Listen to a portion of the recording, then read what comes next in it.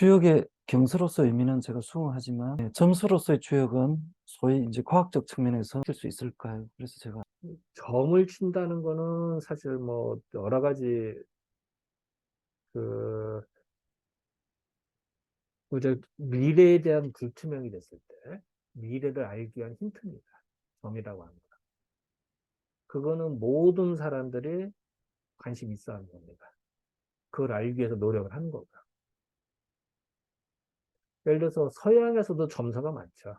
점성들이. 그거는 그 수많은 사람들의 조합과 물론 한때 호기심일 수도 있고 사람이 힘들수록 그런 걸 노력을 합니다. 알라고.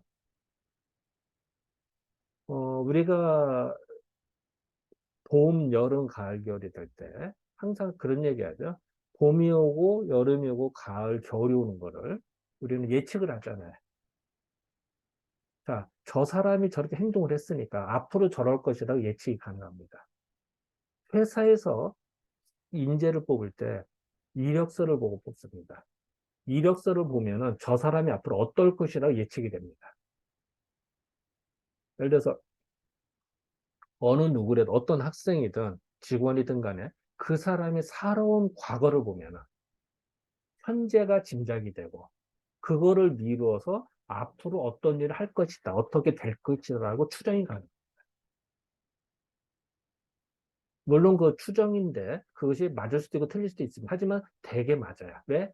그동안 했던 과거력이 있으니까. 되게 흘러갈 가능성이 매우 높습니다. 물론 그 사람이 뭐 태만하거나 또 노력하거나 이러면 달라질 수도 있습니다. 하지만 그것을 과학적으로 그거를 체계적으로 모아놓고 합리적으로 설명하려고 한 거지. 그 당시에 과학 시스템인 주역이 있습니다. 즉 우리는 주역하면 환상을 갖는 거예요. 또 점하면 뭐 그런 엉뚱한 일인 게 아니라 이러이러한 상황에서 이렇게 되니까 이럴 수밖에 없다. 이렇게 예측이 된다는 걸 알 수 있는 힌트를 주는 것이 주역인 거죠. 그리고 또 하나는 우리가 살아가면서의 경계사입니다. 주의사항을 주는 거죠. 예를 들어서 우리가 살아가면서 음, 뭐 고혈압 당뇨가 있다. 그럼 뭘 조심하십시오. 비만이 있다. 뭘 조심 이런 얘기 하잖아요. 그리고 이게 있으니까 어떤 질병이 있을 거라 예측이 들고 이걸 조심하라고 얘기를 합니다. 왜 그렇죠? 그것도 예측입니다.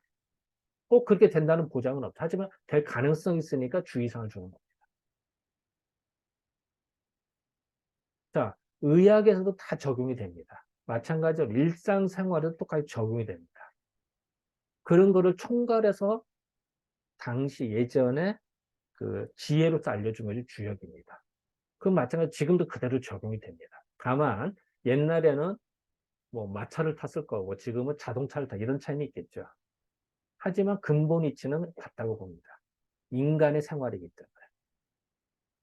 그래서 이런 것들을 합리적으로 설명이 됐을 때 누구나 다 수긍을 하게 됩니다. 다만 우리가 예를 들어서 이런 겁니다. 사람이 체했다. 그러면은 우리 어떻게 하죠? 옛날식으로 손가락 이렇게 해서 따잖아요. 그러면은 체기가 풀립니다. 서양 사람들 이해를 못할 겁니다. 아, 배가 뭉쳤는데 무슨 손가락을 따. 말도 안 되는 얘기지.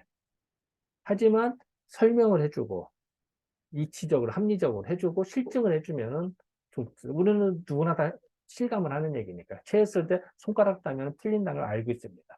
하다 보면 합곡혈을 눌러도 속이 많이 좋아진다는 걸 경험적으로 알고 있습니다. 그런 것들을 우리가 활용할 수가 있겠죠. 마찬가지로 그 점서 주역이 점서다. 뭐 점서로 보는 거는 주자의 시각이고요. 정자는 의리역으로 봤었죠. 다만 그 어떤 관점 부분에 대해서 달라진 거고요. 그거를 그 서양사를 설명한다? 그럼 이제 그 합리적으로 설명하면 주면 되죠. 그러면 그걸 이제 수준이 되면 이해할 것이고 수준이 안 되면 노력할 것이고. 그래서 어쨌든 그리고 또 하나는 이제 염려하시는 게 그럴 거예요. 그 서양의 과학 시스템의 이해가 될 것이냐. 예를 들면 이런 겁니다. 우리가 논문을 쓸 때도요. 예를 들어서 어, 이런 게 있습니다. 예를 들어서 이게 망고를 먹을 때 망고가 맛있냐 아니냐 상당히 주관적인 겁니다. 그럼 이걸 어떻게 놓으면 쓸까요? 자, 우리가 머리가 아프다. 침을 맞을 때 좋다 안 좋다. 상당히 주관적인 겁니다. 이걸 논문 어떻게 쓸까요? 그 바스 척도법을 쓰죠. 예를 들어서 이걸 했을 때 좋다, 5점, 보통에다 3점, 0, 1점 이렇게 하잖아요. 근데 그거를 10명, 20명, 100명, 200명에 대해서 데이터를 모으면은 그것이 자체가 논문화가 됩니다. 그리고 모두 다 인정을 합니다. 전 세계 사람들이. 어떻게 보면 상당히 주관적인 설명일 뿐이에요. 그죠? 이거 맛있다, 아니다. 좋아졌다, 아니다. 하지만 모아서 쓰면 됩니다. 그것이 과학 시스템입니다. 즉, 과학 시스템이라고 하는 거는 엄청난 걸 요구하는 게 아니라 모아서 데이터를 내고 통계를 내면 됩니다. 지금 우리가 공부하는 것도 마찬가지입니다. 그래서 서양 과학의 시스템을 뭐 대단한 이게 아니라 체계를 갖춰서 설명해 주면 됩니다. 그게 논문화입니다. 논문안 쓰는 것 자체가 이미 과학합니다. 그리고 세계 사람이 보게 됩니다. 예를 들어서 저도 간혹 놀라는 것이요. 10년 전에 쓴 논문, 20년 쓴 논문을 보고 가끔 이메일이 날라옵니다. 영국에서, 프랑스에서. 제가 영문 쪽도 쓰고 하니까 그게 도대체 뭐가 좋았다, 안 좋았다, 뭐 궁금하다. 저도 놀랬거든요. 그걸 보고. 아, 이게 바로 세계적인 거구나. 어떤 그런 과정이지 않을까. 그래서 현재 우리도 주역과학에서 이렇게 논문 써서 하고 있습니다만, 이런 것들도 이제 좀 더 축적되고, 좀 더 이제 나중에 아직은 뭐, 이게 여력이 안 돼서 안 되는데, 나중에 이제 DB 제공이 되거나 전 세계적으로 PDF 제공이 되고, 전 세계적으로 좀 알려지면은, 이제 이해가 좀 달라지지 않을까라고 생각합니다. 하나의 과정으로 봅니다.